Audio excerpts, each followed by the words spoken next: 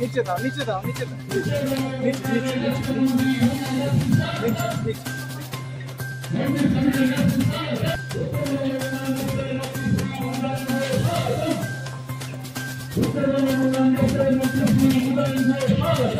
स्वागतम उत्तरबंग उन्नयन दफ्तर मंत्री श्री उदयन को स्वागतम।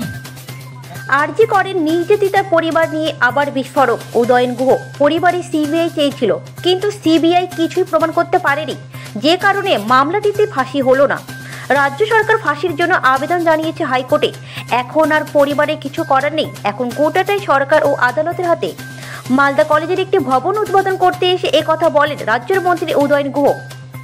কেউ যদি ওতে আনন্দ লাভ করে তা আমাদের কারো আনন্দ দিয়ে করতে পারি, নষ্ট করতে পারি না। কেউ ওরা যদি বলে বা শুভেন্দু যদি বলে ওটাতে আনন্দ পায় তো এটা ওর ব্যাপার। ও চাপ সৃষ্টি করলো আর মাননীয় মুখ্যমন্ত্রী 24 ঘন্টার মধ্যে জমি দিয়ে দিলেন। ব্যাপারটা অত সহজও নয়, কারণ এটা একটা প্রসেসের মধ্যে দিয়ে যায়। সেই প্রসেসটা আগের থেকেই হচ্ছে এবং কাকতালীয়ভাবে হয়তো এমন সময় হয়েছে যে ও দুদিন আগে মালদায় এসছে, তাতে করে মনে হচ্ছে যে আমিই করে দিলাম। ফাঁসি চাই না। এখন পরিবার কেন চায় না, পরিবার কিসের জন্য চায় না, সেটা পরিবারের লোকেরা বলতে পারবে। তবে কেস যখন একবার হয়ে যায় না, এই ক্রিমিনাল কেসগুলো যখন একবার হয়ে যায় তখন আর পরিবারের কোনো কিছু থাকে না। এটা স্টেট ভার্সাস যে যার বিরুদ্ধে অভিযোগ তার কেস। সেখানে পরিবারের কোনো বলার কিছু থাকে না। আমি কি চাইছি না চাইছি বা কি আমার প্রয়োজন, সেটা তার কথার কোনো মূল্য থাকে না।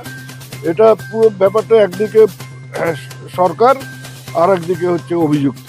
পরিবারকে কি প্রভোগ করা হচ্ছে কোনো জায়গা থেকে, কি মনে হয়? এটা পরিবারের লোকেরা বলতে হবে, কারণ ওনারা বিভিন্ন সময় বিভিন্ন কথা বলেছেন। ওনারাই সিবিআই দাবি করেছিলেন, রাজ্য পুলিশের উপর ভরসা রাখতে পারেননি এবং তার ফলে সিবিআই হয়েছে। কোর্টের তত্ত্বাবধানে এটা তদন্ত হয়েছে। তারপরে সিবিআই এমন কোনো কিছু কোর্টে প্রডিউস করতে পারেনি যে এর সাথে অন্য কেউ জড়িত, সেটা তারা তুলে দিতে ধরতে পারেনি এবং কেসটা করে মানে বিরলের মধ্যে বিরলতম এটাও সিবিআই প্রমাণ করতে পারেনি। ফলে ফাঁসি হয়নি, যাবজ্জীবন হয়েছে। এখন রাজ্য সরকার এবং সিবিআই তারা অ্যাপিল করেছে যে ফাঁসির জন্য। দেখা যাক ওটা নিয়ে কি হয়।